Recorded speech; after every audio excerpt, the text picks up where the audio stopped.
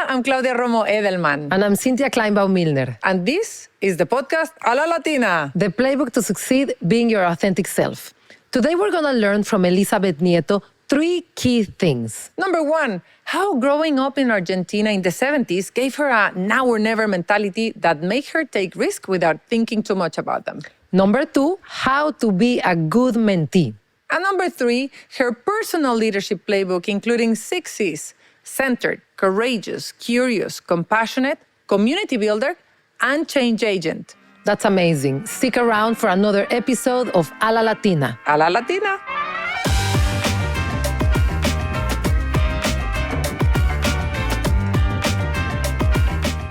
Hola, welcome to a new episode of our podcast A la Latina. The Playbook to Succeed, Being Your Authentic Self. Today, incredible guest, Elizabeth Nieto. Elizabeth is a global head of equity and impact at Spotify. She's also a board member of All Stars Project, the Opportunity Network, and a First Shake for Youth. She's an advisory member of the Entrepreneurship and Competitiveness in the U.S. at the Columbia Business School. Welcome to A la Latina. Thank you. Excited to be here. Wow, Yes. increíble. So I want to start, like a question. So we were doing research about you preparing for this podcast, and we found a tone of your background and information of your companies and what you have said about them. But we found very little about you and your personal life. Why is that? Oh, that's a good question. And it's not that I have never shared my story, but I tend to be doing a lot about what the companies are. And maybe it is a little bit of the upbringing that we were told not to talk about ourselves. And so we're going to start into the conversation and more about your work. And despite of what people said about Argentinians, because I'm from Argentina, I was brought up to be very, very humble. And therefore, unless you really ask me the question about myself, I will not be talking about myself. I will be talking about my work or the work of my team. We are especially interested in shining a light on the stories of our guests because there's such diversity in the Latino community that it's hard to identify yourself with a Latina if you don't learn about their journey. And also because women like you are so far ahead in their careers that it's almost like there's all this glamour around your role that it's hard to imagine like how the regular thing that I did laundry this morning before coming or like here. when you were starting your career, like I'm sure you had struggles, you made mistakes. So we would like for our audience to identify themselves with our guests. Can you tell us about your upbringing? How did you grow up? What were the values that you learned as you were a young girl or a teenager that you can then track to now, and how you have gotten to where you are? Good. So I grew up in Argentina, as I mentioned, the daughter of a divorced mom in the 70s, when still being coming of a divorced family was not well seen. It has changed, but it was not when I was growing up. And I take that experience because that taught me about being very independent. You don't need to trust on someone else to be able to pay for your rent or to take care of yourself. So that part. So then I'm the product of public education from elementary school all the way to university. And I went to study licenciatura en ciencias de la educación. So I have a master's in educational sciences. And I remember that at the time, people say, what is that? How are you going to make any money with that? And what are you going to do? And I think that a lot of what I see now, even in the students, is you build knowledge, unless you're really going into a very specific trade, being an accountant, being a doctor. A lot of our education is about these building blocks of the things that you may be able to apply in the future. So what I learned was a little bit of common sense and problem solving. I understood educational systems and what were the struggles for that. And then I ended up going into corporate almost by chance. I did not know that I could have a corporate career in learning and development, and that was the educational background. And you were in Argentina? All this in Argentina. So I joined a multinational company at the time, was Citibank, And that actually gave me the opportunity of working in a really global environment. And I know we're going to talk a little bit about accents and the differences. I work in a place where everybody had an accent. So for me, coming to the US and being one of those teams, everybody had an accent. So there was not anything that will be seen as detrimental to your success. And so I did that. And first one to go to the university, so there was a lot of expectations to be successful and do something of my career. And the other thing, for those who knew, Argentina in the 70s, 80s, and still today, is a country with a lot of fluctuation. Mm-hmm. So you learn to take advantage of the things as they come to you, because you don't know if they will come in the future. Mm-hmm. So this is now or never approach is what I have realized that I have taken every step of my career now, because I don't know if it's going to happen in the future. And those are kind of the things that I think that have molded who I am as a person and as a professional. And you came to the U.S. Like transferring with Yeah, Citibank. I came with Citi, and I had a Latin America role. So I was the head of learning and development for Latin America. There were 14 countries, 3 languages, the consumer bank. And then at a point, I realized that if I stayed in Latin America with a Latin America job, I will always be in that hole. And I decided to take a lateral move. We'll talk about lateral moves. Yes. To a job in New York, but it was a global job. So it was a smaller organization, but it was giving me the opportunity to bring my experiences from Latin America, but also move into a global role. And then building a couple more roles in Citibank until I left after 19 years there. But many, like you should listen to all of our episodes, because there's a lot of commonality about lateral moves and not pigeonholing yourself in one type of role and doing like moving to the American side of the business. Mm-hmm. And building networks. As a part of your career growth. 100%. Absolutely. So you were there for 19 years. And it's such a big company. You were in the Latin American side. I'm sure there were hundreds of women with similar skill set as you. Why did you climb the ladder?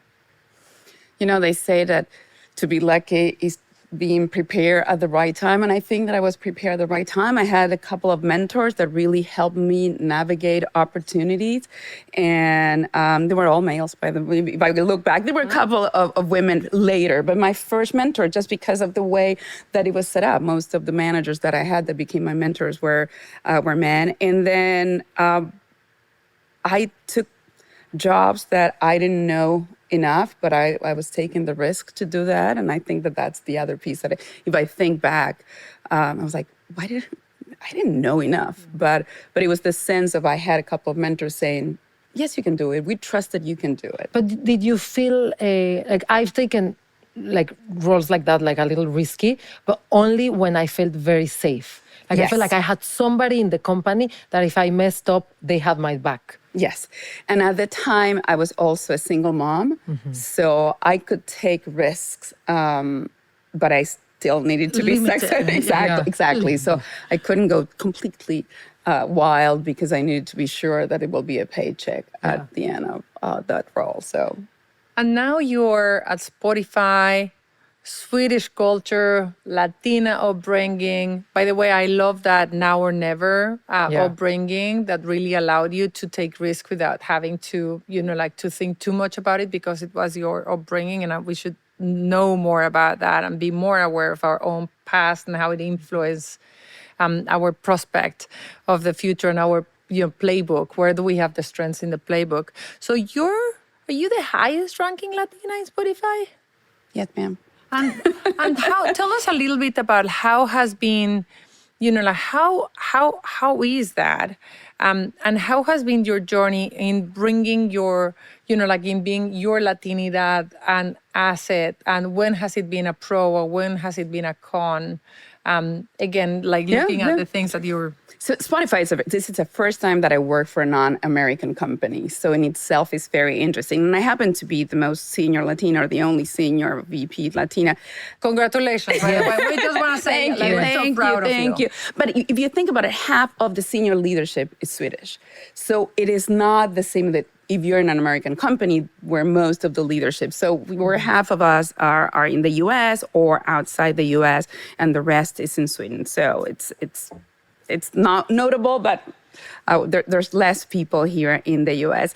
And it has been very interesting to do this comparison. And I think that one of the characteristics that we all share, because we're new immigrants, because we had to navigate and straddle in different cultures, that we get to learn how you get to be successful in the different cultures. So this cross-cultural skill set has helped me here. It's a very humble culture, the Swedish culture, and therefore that, as I mentioned before, I was brought up, you never go and talk about yourself. So it's very aligned to my own values. So although I have never worked in a culture like that, it's not that difficult for me to be aligned on the things that are important to the leadership. So that's kind of the difference or the similarities that I have found working in a Swedish company. Very collaborative, very consensus-driven, so very similar. Which is very Latino. Exactly, very but similar. consensus-driven is not very Latino, no? Latinos like hierarchy and somebody up That's there right. is making the decision and you're like, okay. Those are the kind of things, and this goes back to what you said, we're not monolithical. So you have different cultures, and I think that also different industries. Yes. So if you think about financial services in itself, no matter if you're Latino, no, it's a very hierarchical organization. You are regulated. You have external forces that makes you to always be sure that your boss has signed off for anything. If you go to the technology companies or consumer-based companies, they're not as hierarchical because you need to really be producing based on your consumer or based on the new technology. So I think that also adapts to a little bit of the evolution of industries.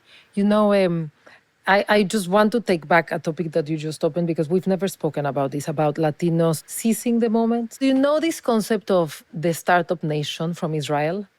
So there's even a book that's called The Startup Nation. And Israel is known for having a lot of startups, in part because the culture revolves around the military service and the fact that you could die any day. So it does something to people. Like people just live in the day because they don't know if they're going to die. And it's almost like we Latinos have some of it, like you don't know. It's not about death, but it's about economical prosperity, what's going to happen in our countries. But somehow Israel has taken over the brand of we are a startup nation that seizes the moment. And we haven't, when we also have that attitude of entrepreneurship and I'm just going to make the most out of what I have right now and just go for it. Some rebranding. We should take some of the Israel brand and take it to... I mean, like pretty much, I think that one of the, and we're like deviating from the topic, the favorite topic, which is you, but just to go into the entrepreneurial nature and what can we bring. We are, as Mexicans, as Argentinians, as Venezuelans, when you're in your country, you're half entrepreneurial because you are in your element. When you move to a place, because you have to start something new, you're entrepreneurial by definition. It's a self-selection of the people that come to the States that are now coined Hispanics or Latino or Latinx.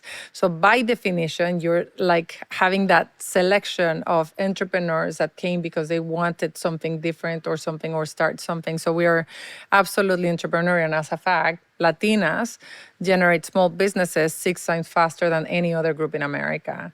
We're the job creator number 1 in the country. So the problem we have is that we don't know how to deal with that. We don't scale up. We have only 2 to 3 employees, and we pretty much remain always with a second job at the side, having a first job, and then a little kitchen at the side, a little sewing business at the side. But yeah, that's on the Startup Nation mentality. But I wanted to go back to the being Latina, and also on an anecdote on Spotify and how interesting it might be actually to be a Latina in a company that is thriving on Latino culture in so many aspects. So this, I think that I mentioned, I was in the festival, Cannes Advertisement Festival this year, and I went to one of the Spotify's Spotify parties, and I saw your CEO Daniel Ek, and he was like, "Hey, how are you?" And he's very shy. You're very right about like humbleness, and he doesn't like pictures taken, and like he's that kind of like a backup leader. And I don't have to be a celebrity of anything. This is a teamwork. But he was like, also, I was like, yeah, I'm Hispanic, I'm Mexican, and he was like immediately like. So what's coming after reggaeton and after banda? What is the latest thing? And like, And I'm glad he asked you and not me, because I would not know the answer, and that will be the end of my career. So I'm glad that he asked you. Because in reality, is Latino culture is driving a lot of the global culture, and we're like number one, number two, number three in the musical charts. And if you're a company like Spotify, then that's a culture that you appreciate, and it's like not the only one, but I think that I'm happy on that. So talk to us more about like. But I'll come back, because one of the things that is very interesting of Daniel and some of the other leaders in the company, they're constantly trying to learn. So when he asked you, he was really being serious, trying to take the opportunity of using an SME, you as part of the culture, to learn more that it's coming. So, and I think that if we go back to a little bit of these Latinas and what we were taught to be is, in the positive way is you're never good enough, so you need to continue to, in the negative way, to continue to evolve. In the positive, it really makes us continuously saying, how do I reinvent myself? What else do I need to do to become what I want to be? And that drive of continually learning, I think it's important. That drive to progress, that the desire that unites all of us, whether you're Argentinian, Mexican, Colombian, that's all we want, is to progress. Let's go back to Latinidad and how in your career, since you moved to the US and in a global company, again, like your identity, yourself, have you felt that, like it was helping you? Did you feel any, like any cons on your identity, either from your clients? It seems to me that the accent was never an issue. Were there some of the characteristics of being loud or anything else that, like you felt were either helping you or stopping you? So when I first came, there were two moments where I realized, okay, I have to really work against a stereotype. The first one was, all Latinos are late. So all Latinos are late. That's not true. And I know a lot of non-Latinos that are late to a lot of things. And the other thing that once I got this, all Latinas wear red. And at the time, I was so naive. It's like, no. What does it mean? Now, I do not have, still today, this is almost 25 years ago, I do not own one piece of red outfit. And I, again, at the time, I didn't understand, but what they were trying to say, they had a view, a very monolithic view of what the Latino culture was. And I was not part of that. They couldn't see me as a white presenting Latina. They couldn't put me together. So the only thing that they need is to put me on a red dress, and then I will become the Latina that they wanted me to be. So it's not that I fought because I didn't want it to be a Latina. I just didn't want to be labeled with the things that they saw as negative. I wanted to be labeled with the things that they saw positive, and we'll talk about what those are. It's being collaborative, really working hard, because I needed to prove myself every day. Those were the things that I wanted to be defined by, and not by. And again, am I loud? I don't think that I'm very loud, but sometimes my husband thinks I am. So I may be. It really depends on what is loud for you. So, but the ideas of what makes you successful in a corporate environment, I will go and push on those, and not the ones that will pull me down. So you would say that you succeeded because of some of your characteristics as Latina, not despite of your characteristics as Latina. But again, in companies that were very open to that diversity. So I don't want to sugarcoat that everybody will have that experience. If you're coming to a company that is really open to bring different voices, then you can use your voice. If you're coming to a company where they actually not allowing for you to progress, or they will use those stereotypes just to bring you down, then you can't really use that to your advantage. You'd never experienced that? I was very lucky that I have not. Were you lucky or were you strategic? Like, for example, when you went to Spotify, you worked for 19 years at Citibank, but when you decided to, you went from... I went to a lot of other places in between. And every time you feel like you landed somewhere where you could be your authentic self? So interesting. When I decided to take this global role, this lateral move at Citi, and I'll use that, I had two options. I could come and be part of a U.S. HR department, or be part out of a smaller place that was a global department. And I decided to go for the global because that was where I had an experience that was going to be useful. If I was coming to the US HR team, I was always going to be behind everybody else. I was the one with an accent. I didn't write English like my peers, and I had differences. So in that case, I was strategic. I said, I'm going to take a job where my skill set is going to be seen as a value and not as a detriment. Yeah. And then every company and every role that I had have been global roles where, again, having lived in different countries, having worked with different culture was an asset and not. And I think that being, this is something that would be very useful for everybody. One is being aware of how who you are can be used as a positive, being collaborative, like being fluent in different languages and being, like I think that you mentioned also adaptable. But also, how do you bring awareness to yourself about like the choices you make and how can you make, strategic decisions of being in a place where what you have is a value and not even if that means a lateral move, even if it doesn't look like a straight line. And that's a really good conversation that I have with a lot of the mentees. We're still being taught that it's all a ladder. And if you think of the educational system is a ladder. So you're always going to the next one. But in your career, it's not. So someone calls it the monkey bar, someone calls it the lateral moves. And that's how you experience and you add skill set and experiences in a way that could have a little risk, but you also have ways to experience new things without having the complete risk of failing. So it's that balance between taking risk, experience new things, and then the careers, hopefully will also bring you to other opportunities that are bigger than the ones that you had. And just like, given the role that you have, which is massive, you should talk to us a little bit more about your role. Has your experience been that, is it lonely up there for you? First of all, and then do you feel that you have found a group of peers, like-minded Latinas that are opening the door for each other? Or has it, have you seen more like other communities that are more unified to open the door for each other, share the access code and let people go?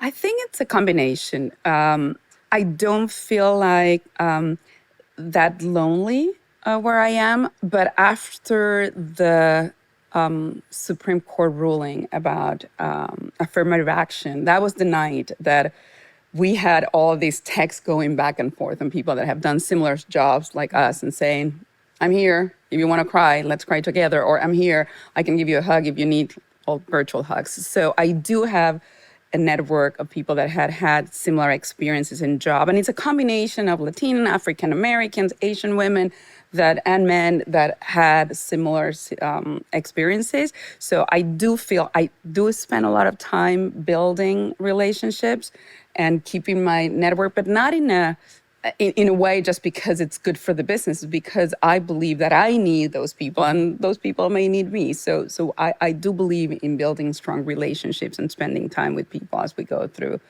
different moments. And I also believe that our jobs is to open the doors for everybody. And, we have this idea, and Sylvia Hewlett is like one that came with this description of you are as good as the people that you bring with you. So how many people do you have in your pocket that will, and those people are the ones that you want to continue to mentor the same way that, I got mentored by others. So if you're not doing that constantly, you're not a good leader. So you spoke about affirmative action, and one of the questions that I had was, what do you see as the actions that companies can take, have taken, that actually drive an inclusive environment? And what are the things maybe that you've seen that maybe everybody's doing, but they don't really do much? So potlucks are good. It's good for people to connect, but they're not changing your representation. So it makes people feel a little bit connected, but it's not. I do think that analyzing your data and looking at where do you have pockets where you don't have good representation, it is the first thing. And then after that, what are the root causes? So If you feel that it's happened organically, it's because you have not been intentional in the way that you hire. So how you do that, and then how you ensure that the different groups have the similar opportunities to succeed and thrive. So, or are you putting some obstacles? And I'll talk about something Spotify that I think is unique. So when I came to Spotify, I look at the representation of women, and they were the highest I've ever seen. And I said, I think these numbers are bad. There's something wrong here. It cannot be this good. Wrong. Uh-huh. And I have not been able, I tell the story, I have not been able to prove the reason why, but I have a hypothesis. And the hypothesis is that because of the Swedish regulations, men and women have parental leave, and men take the parental leave. So all our employees around the world have 6 months of parental leave. And what happens? Women take that and men take that. And what happens then is there's no disadvantage. backlash. There's not backlash. Okay. Yeah. Because I have one of my team members, he's out for 9 months now, because he can do that based on the way that they decided to do that with his wife. So that creates a real playing field. Yeah. So when I think about what are some of the things, so it's not only that you have the policy, because I work in other places where we had a policy around parental leave for men, but men were not taken because people are like, you're a guy. But I've seen from the most senior leaders that report to Daniel down, men that take the time, and they take the time. And it is expected, and that's what makes the difference. Yeah. So it's And it doesn't hurt their careers. So therefore they take it because they can come back. And, like to some degree, I think that that's something that we think, at least as Latinas, that you cannot, you cannot have it all. You don't want to be in positions of power because you're going to compromise to your family. There's that idea of being on the top, and what does it mean? And it means not maternity leave, not this one, not that one. Those are myths that... And the expectation in our country says that men do not take the time. Yeah. So we're not giving them the pass to say, yes, do it. It's important for you and your family. The expectations that we put in this country and in Latin America of men is that they are not supposed to be spending time with the family. They're supposed to be doing the work. And that's what it's so different. So for me, it's, again, not just the policy, but then the practice. How do we embed that in the organization? How did you live that? Like, do you have kids? I'm sorry, I didn't. Yes, I do have kids. So how did you experience that? Did you... But my did kids... you feel like your career slowed down, or you were like...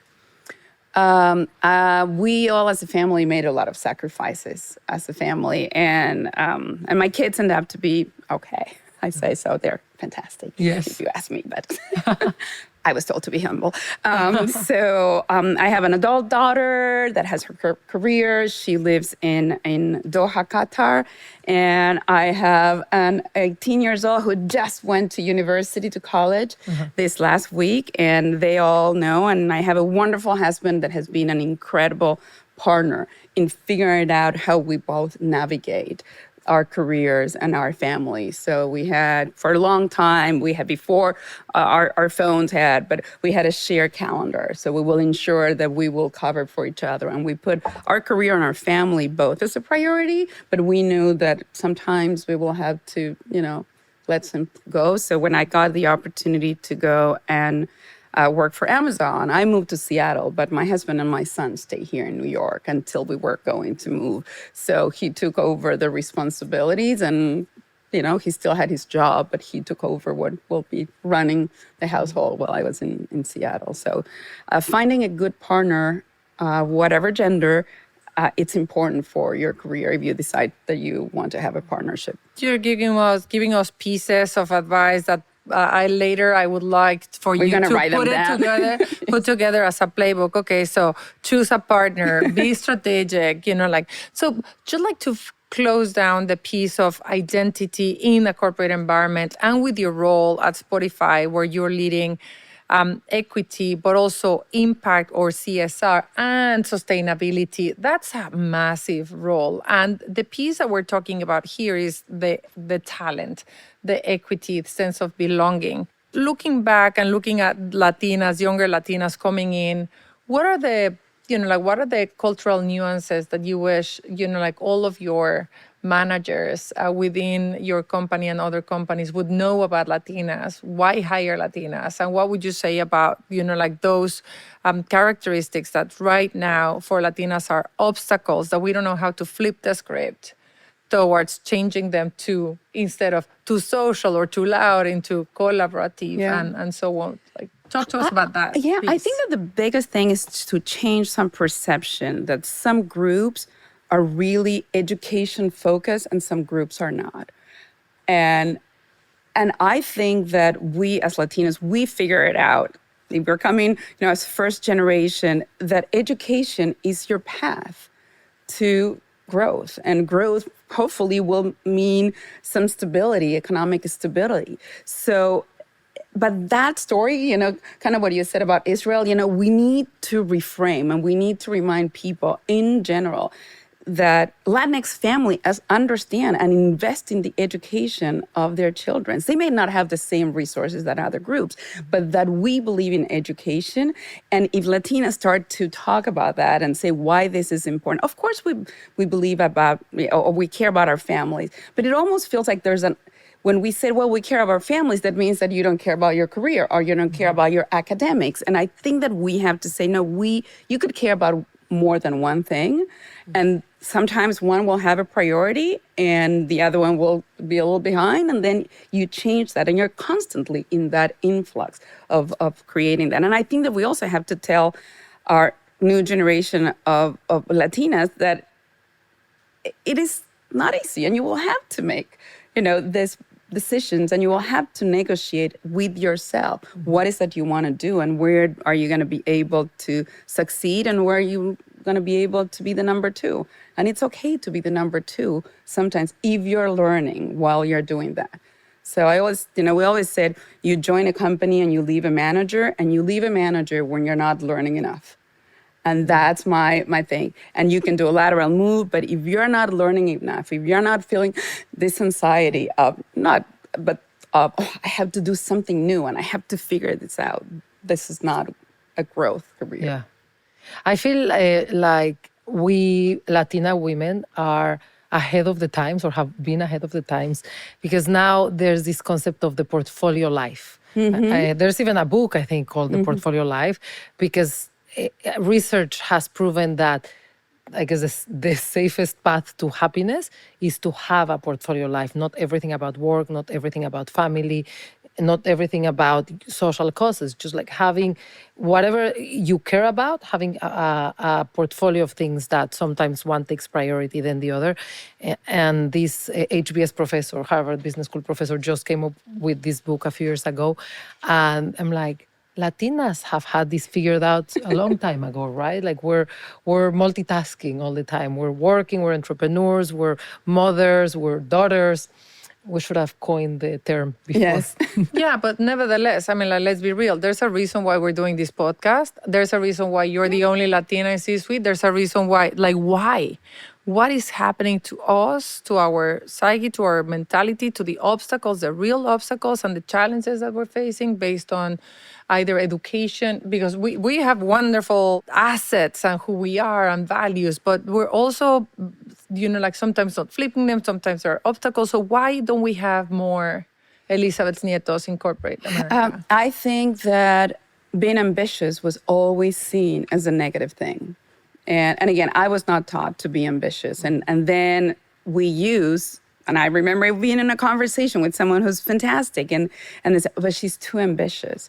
And I got the sense of being ambitious was not good. And we know that you can't be successful unless you're ambitious, unless you have that drive to do more. And I don't think that we have taught our daughters to dream big. Yeah. To dream big. Yeah, I think that's fair. Okay, that's number one. Yeah. Yeah.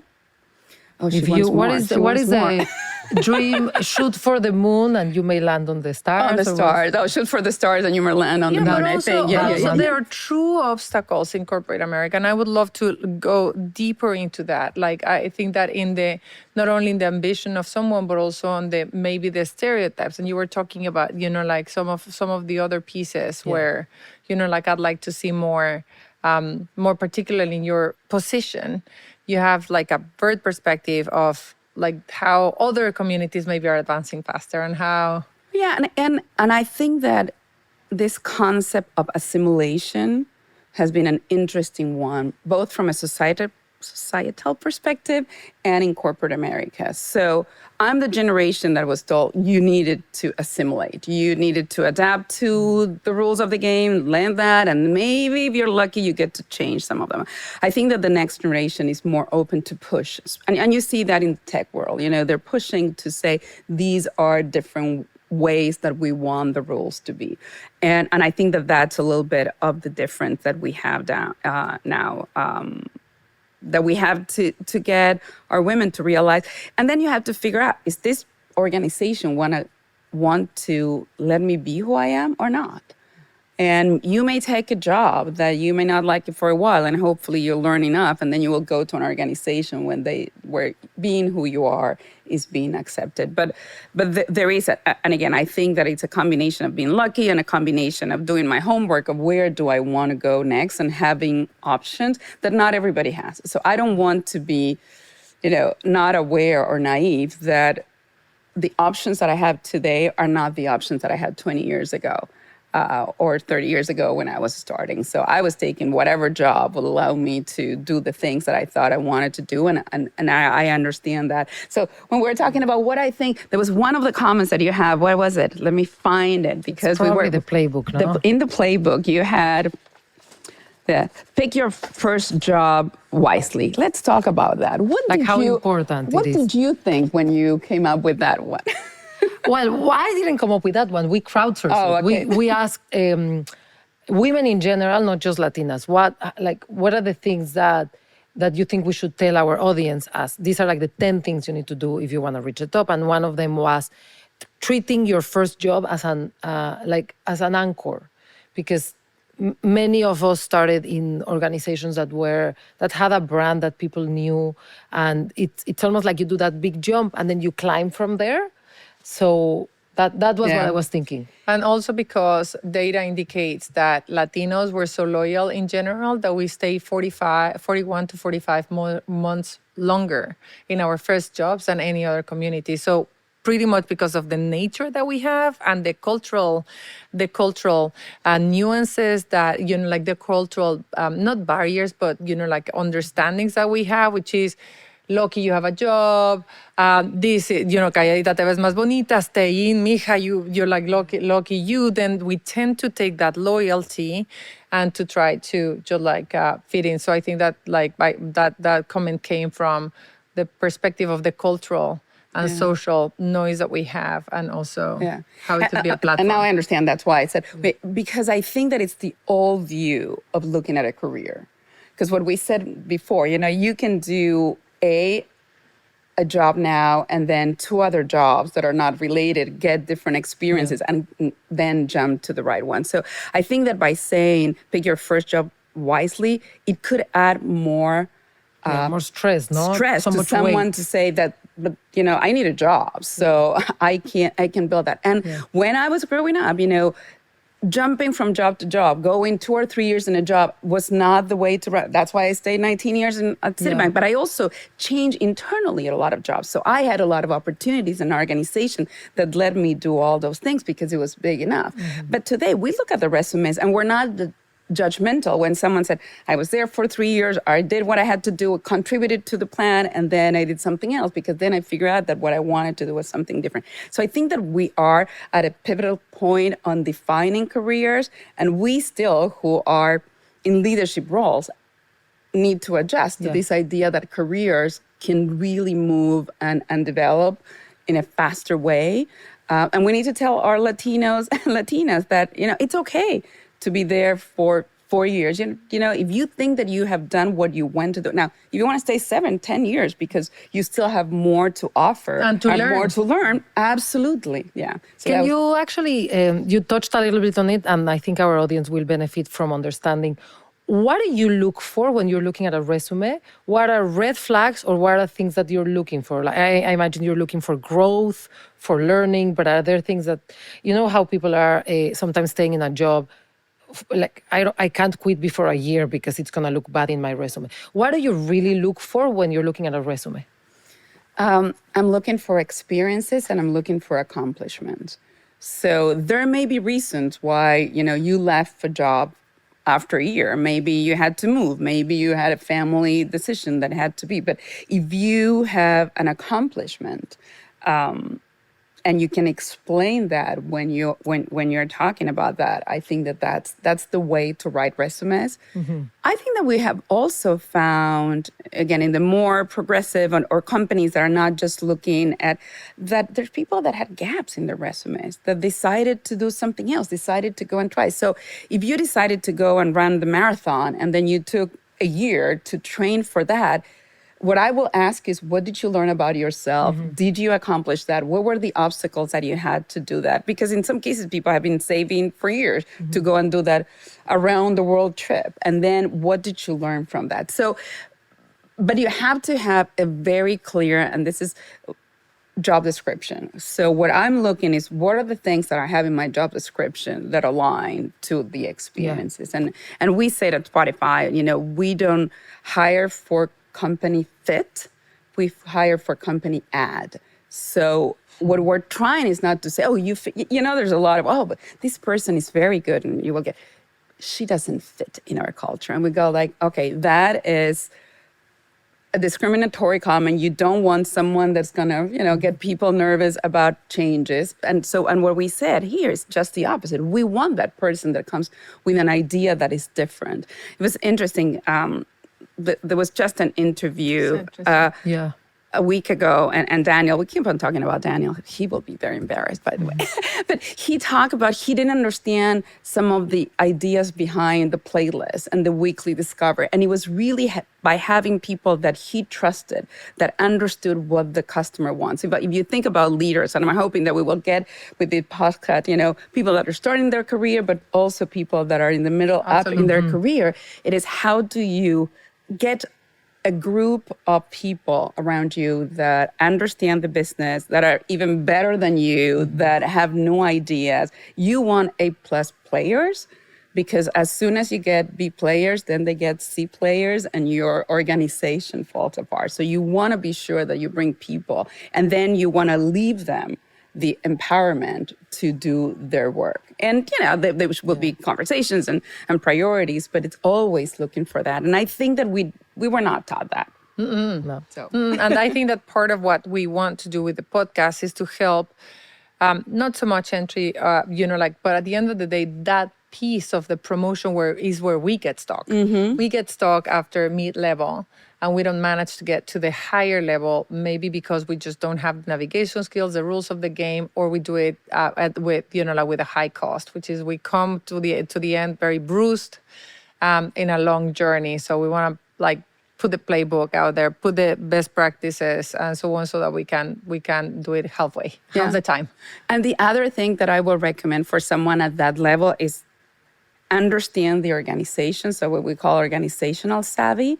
And then, not because you want to do politicking, but you need to know who are the influencers, who are the stakeholders that will help you in your career. So where are you going to have people that will see your work, and then they will put their own equity for your progress. And if you have a manager that cares about your growth, they're going to be the ones pushing you. But you have to find that, and you have to be able to contribute and have the expectations, or get to the expectations of the manager. And then when you get to the point where you are high, take someone with you and take the card. Because I think that a lot of we've been talking about obstacles, but we haven't discussed how many of us just come to a place, and when you make it, you're like, I made it. So now I'm going to forget my background, my Latinidad. I'm going to pretend, like I made it because of my attributes, and not go back and try to open the door for others. And I think that that's where someone in your position, leading, equity, diversity, equity, and inclusion is so strategic for the entire community,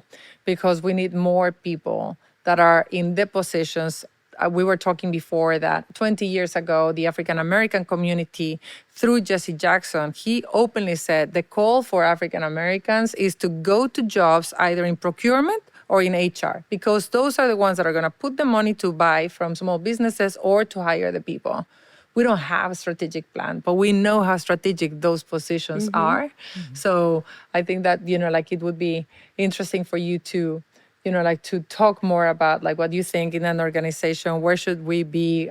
Like what is like how do you use your power to convince others about like hiring See, I'm or now opening up? almost in the other one because I think that today it is the technical jobs. For example, if I find a Latina that is thinking about computer science, I said go for it. Do not miss that opportunity. The technical jobs are the ones that are being well paid, that they have more opportunities. So I think that given that there are so many opportunities in the tech world, where it's not just in the tech world, you think about the banks. The banks are full of tech people. It's not just the bankers. So I will say that there are other, and yes, there is a question, and I think that there is the power of engaging with others and bringing money to your community. The way that I do that is I do that through non-for-profit. So I've been very committed to non-for-profit that had to do with education because I really believe that that's the path. And they all focus in both Latinx and African American and the Black community and Asian. So those groups that are marginalized and how we continue to support them. So I think that truly the world is changing a little bit. So I will go for technical job, go for finance, go for computer science, go for creative, innovative roles. ChatGPT. Learn how Yes, to use exactly. ChatGPT. Artificial intelligence. If you can learn that and machine learning, you got the ticket. Yeah. So We were really on a mission to changing the narrative of how it means to be Latina in corporate America, because we don't believe that it's the job of the Latina to really like be rowing against the current. We want the environment to be more welcoming to us. Can you help us think through like flipping the script and some characteristics that are associated with Latinos or Latinas that are seen in one light, but could be seen like negative light and could be seen on a positive light? yeah. So this is all based on stereotypes. So how someone else thinks of you without really knowing you, but they have made some assumptions of your group of people, and now they put that on you. You know, I talk about being late as being one of the things that was put on me, and I fought that, and I turned that around. I think that this idea of being too social, being relationship driven, well, in some businesses, that's the work that you do. So if you're in insurance, if you're a banker, building relationship is what you do. And you have to build trust. And so being too social could be seen as a negative if you're supposed to be coding at a desk, but if your job requires. So I think that, and you all mentioned about how you use those things as strengths and not weaknesses. So if you are too social, being Latina or non-Latina, well, find a job that adjusts to that and use that to your benefit. And again, assuming that a lot of our works require for other people to be influenced. So being social doesn't mean that you're wasting your time. You may be being social, but you're learning about your job. And then I think about what can I do for you and what can you do for me, and then we all agree on having something that it's good for the company. So I don't think that the too social is, or actually too social is one of that could be used in a negative way. You're a butterfly, you're talking with people, or you're using your time to build relationships to get your job done. I think that being too emotional, that's one that happens mostly for women. Although I have seen men crying in my office. So let's put it out there. We're humans, and humans may be exposed to situations that make you emotional or cry. You never know what is in people's life, when they leave the office that will get someone to be emotional. But I think that being emotional and being able to be vulnerable today is seen as a positive. Again, we thought of leaders as those perfect men, mostly, all dressed very similarly, all, covering for themselves anything that they were feeling because they needed to portray that image. And today we're seeing leaders that are not that. that are vulnerable, that talk about their families, that talk about their failures. There's all this tendency.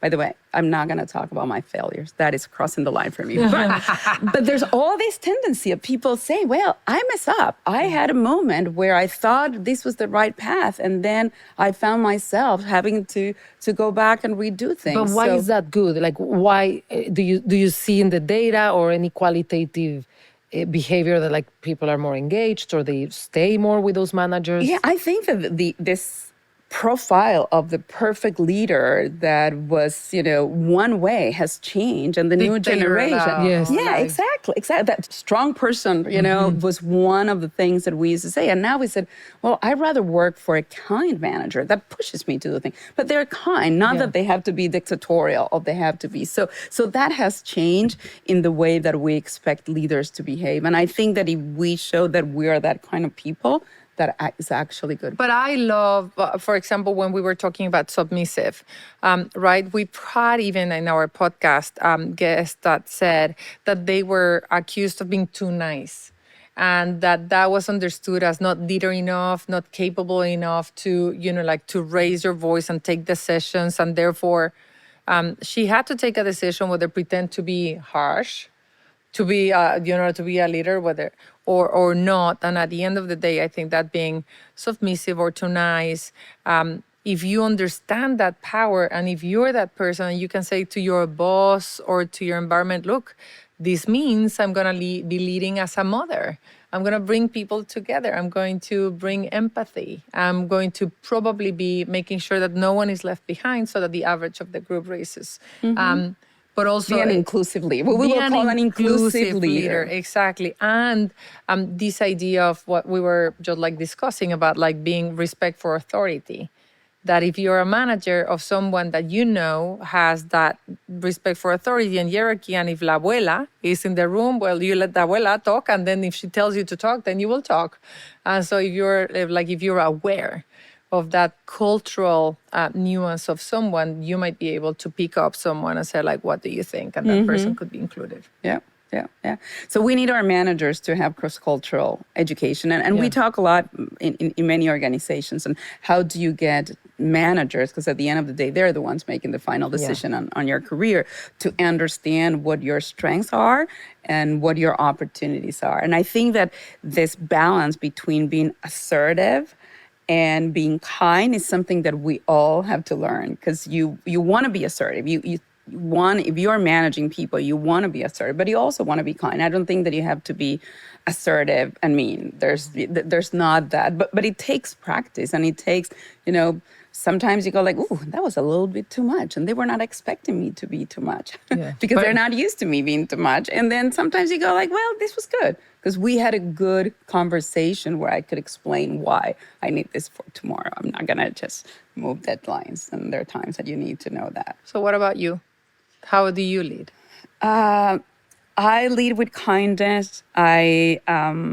I care about people, and maybe it is because of this relationship driven, but I also have let a lot of people not go, but go into better things. So I don't believe that I own the talent. I do believe that my role, a little bit as a mother, is to continue to let people grow and do better things. So I'm still connected with a lot of team members from all my jobs, and many, left to go and do an MBA, and others went to do a job that give them a different opportunity than the one that I could give. So I do believe that our role as leaders is to bring the best out of the people that we lead. Do you mentor? Do you sponsor? Do you have mentors? Do you have sponsors? Do you ask for them? I have a lot of mentees. I have a card full, the dance card. I have a lot of mentees, and I love that because I do learn every time that I meet with a mentee. I do get to learn something. Exactly. And I have mentors. I have people that I will call every time that there's a new opportunity or a new challenge to have their point of view. What are the characteristics or the actions that a good mentee takes? Like, how can I be a good mentee? You have to call me. You have to set up the time. You have to come up with ideas on what you want to talk. And then, so don't give me the work. And sometimes mentees, especially, again, Latinas women that are a little cautious. Would I talk to her? And I'm like, I'm just like you. We're all human beings, but we're all driving. Exactly. Yes. Oh, Yes. I didn't. It's Look at me. I did not. Can you also plug in Money Lion? Yeah, and the Money Lion that we I are keep all on Money using. Lions. Exactly. I'm using it this way, so I don't turn it around with the weird hand. But I don't know what I was saying. No, that, being how to be a good mentee. Yeah, exactly. So you have to drive the agenda of the relationship. Yeah. And I have one of my mentees, and we talked a couple of weeks ago, and she said, do you realize that I've been your mentee for the last 7 years? She finished college, and now she's back in HR. She did other things, and once a quarter, she sets up 1 hour. And sometimes we have to cancel, and sometimes she comes with a real problem, and sometimes she comes with ideas, or she read an article, and she feeds me a lot of new ideas. So she's the perfect mentee. Amanda, this is for you. once a quarter, 1 hour, problem or ideas, that's good enough. And for a high profile Latina executive, you take that. You take the time because you feel their drive. That's great. I love it. All right. You've been giving us a lot of snippets, and I would love to put it all together. What is Elizabeth Nieto Playbook? So I did have in my notes, there was one time that I was asked, how do you get to the top, and can you do 6 things? And it was about being in the C-suite. And I said, okay, I'm going to do the 6 things, but they all have to start with a C. Why? Because why not? Challenge yourself. Everybody can write 6 things. So the first one was to be centered. So I do believe that a good leader needs to know what their strengths and what their opportunities, and then what is their purpose. So there's a point in your career where you have to say, why do I spend all this time doing this? It's because it aligns to my purpose. And I think that being centered on that is very important, knowing your values and connecting to those. The second one is being courageous. So you have to take risks, and we talk about, and you have to decide what is a huge risk or not when you're in your career, what is your family situation. But I think that if you're too comfortable doing what you know and what you do, you're not going to progress. Now, there may be times in your career where you said, I'm going to stay here for a little bit and I don't have to push myself. But if you stay there for a long time, that's a little bit where you will stay forever. So being courageous, taking risks, and being comfortable in the fact that we're so many that we have choices. Yes. So take comfort in the data and move on with courage. Exactly. Love that. The next one is being curious. And we talk about learning. And I think that being curious about your job, but everybody else's job. So I get to meet people and I go like, okay, tell me exactly what you do. Because I want to learn how the business gets run. So I can listen to the senior leaders and learn about the big things. But I want to know what a podcast producer does. How did they start? How did they end? And what are the things that they see their key performance indicators? And for me, that is being curious of what you do. So in every business that I had always sit down with people and said, tell me exactly what your job is. So that's one of the C's, the 3 C's that we have. And also the learning piece that you mentioned. Then it is to be compassionate. I think that, and it may be what we talk about being, from cultures that having relationships and really knowing your people and knowing what is important to them. I believe that it's what makes good teams gel. So for someone maybe being on the stage, for someone maybe being in the background. So you need to understand what that is and being compassionate and not expect everybody to be exactly the same. Actually, what you want is the diversity of everybody so you can have a better team. And I think that, leading with empathy and then being accountable for your own errors. I say I'm sorry a lot of times. And I'm okay with that because I realize that we go very fast and sometimes like, oh, I forgot to do this or I expected someone else, but I should have been doing that. So I'm good apologizing for the things and the little errors or mistakes that we make. And I think that that's important and the team sees that. So when someone else makes a mistake, it's not a big deal. That's the way we do it. I do believe in another seed. It's a double word, but I guess it's a community builder. I do believe that we have a responsibility as senior leaders to build community, and that could be whatever community you want to do. But if it is in the Latino community, or in the community of people with disabilities, or in the community that people need and where you can use your assets to their benefit, I do believe that that's the way that we have to do. And creating this ecosystem of talent around you. So I was talking to someone today for lunch and said, I found this great person, but I'm not going to tell you who she is because you're going to take, I will never do that. I believe that there's enough opportunities for everybody. So that's what we have to do, continuously sharing talent and giving people opportunity to grow. And the last one is being a change agent. There are days that is not difficult, not easy. There are days that you want to say, let's leave the things that they are. But if you're not constantly creating this environment where you're changing and you're questioning the way you did things and how you have to do it in the future, your organization, your company, your business, your entrepreneur project may not be completed. So those are my 6. You really personify the leaders. Like when we look at what good leaders look like now, and those that at least I admire when I hear from them, I think that you're describing. I'm a fan of all of them now. I'm a fan of yours. Thank you. I love the 6 C's. Plus, choose a great partner. Yes, with a C. Plus, choose a great partner with a C. With a C. Last 2 questions. What would you give yourself as advice if you were just starting your career? What do you know now that you wish you knew before? So there was one job that I didn't take. And I had a good manager and mentor who said, you should go and run part of the business. I was working at Citi. You should go and run a branch. And I was like, there's no way. And I chickened out. I totally did. And I think that it was okay. I did well, despite not having done that. But what I learned is that people from the outside see things that you don't know you're capable of doing. So I now pay more attention to other people said, you can do that. I'm gonna test you, but you can do that. But I didn't know that at the time. And I thought, no, this is too much risk, or I'm not gonna be good at. Failing was not something that I could even think about.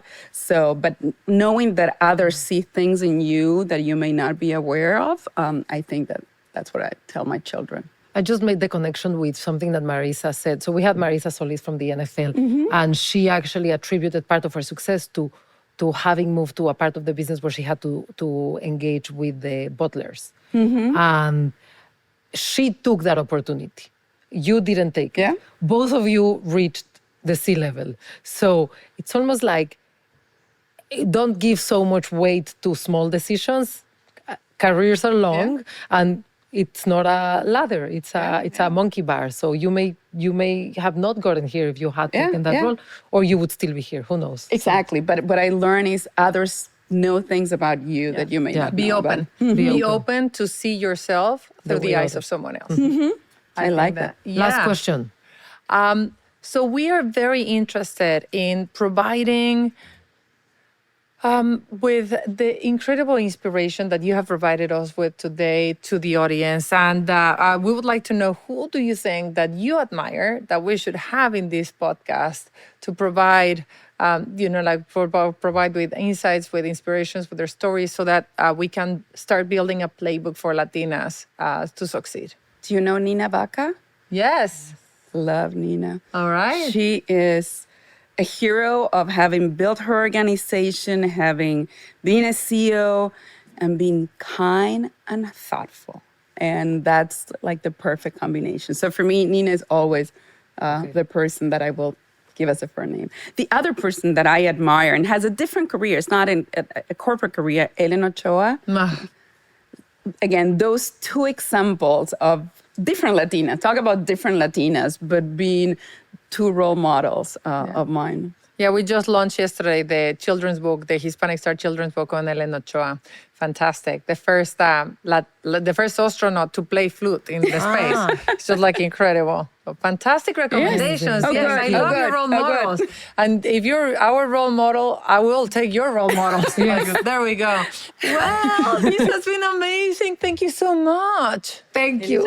I am Elizabeth Nieto, and I am part now of the A La Latina podcast. Excited to be here. Elizabeth Nieto, Leading a la Latina. a la Latina. A La Latina.